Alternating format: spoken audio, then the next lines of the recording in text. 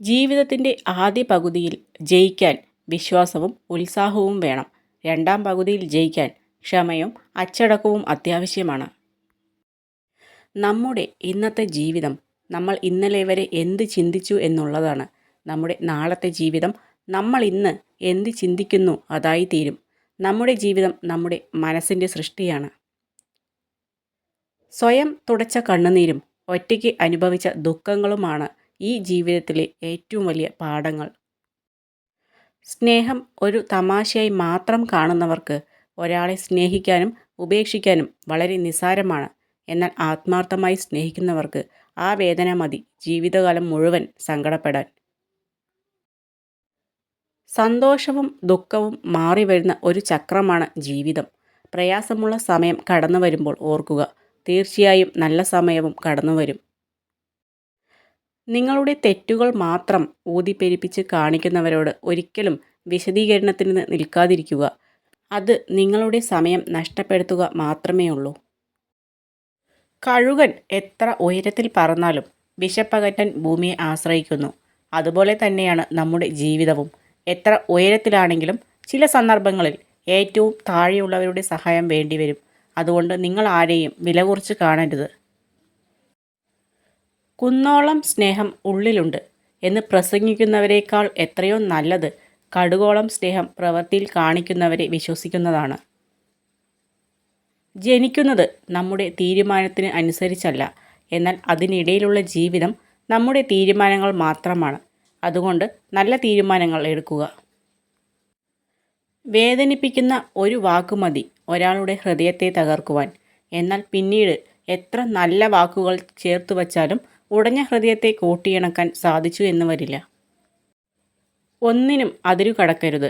പുഞ്ചിരിച്ചവനെ മാന്യനെന്നും പൊട്ടിച്ചിരിച്ചവനെ ഭ്രാന്തനെന്നും വിളിക്കുന്ന സമൂഹമാണ് നമ്മുടേത്. പുഞ്ചിരിയും മൗനവും ജീവിതത്തിലെ രണ്ട് ആയുധങ്ങളാണ്.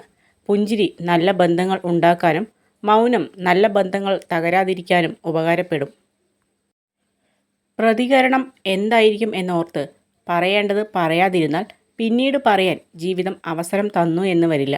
പ്രതികരിക്കേണ്ടിടത്ത് പ്രതികരിക്കുക തന്നെ വേണം. ചിരിച്ചാൽ മാറുന്ന ദേഷ്യങ്ങളുണ്ട്, ക്ഷമിച്ചാൽ തീരുന്ന തർക്കങ്ങളുണ്ട്, തൊട്ടാൽ അലിയുന്ന പിണക്കങ്ങളുണ്ട്, ഒരു വാക്കുകൊണ്ട് തീർക്കാവുന്ന സങ്കടങ്ങളുമുണ്ട്. പക്ഷെ ആരും ഒന്നിനും തയ്യാറല്ല എന്നതാണ് യാഥാർത്ഥ്യം. ചില ബന്ധങ്ങൾ അങ്ങനെയാണ്. നമ്മൾ ഒരുപാട് അവരെ സ്നേഹിക്കും. അവരുടെ മനസ്സിൽ നമുക്കുള്ള സ്ഥാനം അത്രയ്ക്കും വലുതാണെന്ന് നമ്മൾ കരുതും. പക്ഷെ ഒന്നുമല്ലായിരുന്നു എന്ന് കാലം തെളിയിക്കും. ഏറ്റവും വലിയ സമ്മാനമാണ് നമ്മുടെ പുഞ്ചിരി.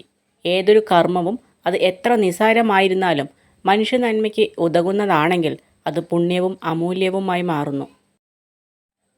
മറന്നു പോകാവുന്ന മനസ്സും നിലച്ചു പോകാവുന്ന ഹൃദയവുമാണ് നമ്മുടേത്. ഇതിനിടയിൽ കിട്ടുന്ന കുറച്ച് സമയം സ്നേഹിക്കാനും സന്തോഷിക്കാനും കഴിഞ്ഞാൽ അതാണ് സ്വർഗതുല്യമായ ജീവിതം. നിങ്ങൾക്ക് കഴിയുമെന്ന് നിങ്ങൾ വിചാരിച്ചാലും നിങ്ങൾക്ക് കഴിയില്ല എന്ന് നിങ്ങൾ വിചാരിച്ചാലും നിങ്ങളുടെ ചിന്തകൾ ശരിയാണ്. ചിന്തയാണ് എല്ലാത്തിൻ്റെയും അടിസ്ഥാനം. തെറ്റാണെന്ന് മനസ്സിലായിട്ടും ന്യായീകരിക്കുന്ന വ്യക്തിയോട് തർക്കിക്കാൻ നിൽക്കരുത്. കാരണം മനസ്സിൽ ഞാൻ എന്ന ഭാവം ഉള്ളിടത്തോളം കാലം ആ വ്യക്തിക്ക് യാഥാർത്ഥ്യബോധം ഉണ്ടാവില്ല. നക്ഷത്രങ്ങൾ പോലെയാണ് നല്ല സുഹൃത്തുക്കൾ. അവരെ എപ്പോഴും കാണണമെന്നില്ല, എങ്കിലും നമ്മുടെ നല്ലതിനു വേണ്ടി അവർ കൂടെ ഉണ്ടാകും എന്നത് തീർച്ചയാണ്. എല്ലാ പടിയിറക്കങ്ങളും വേദനയുടേതല്ല.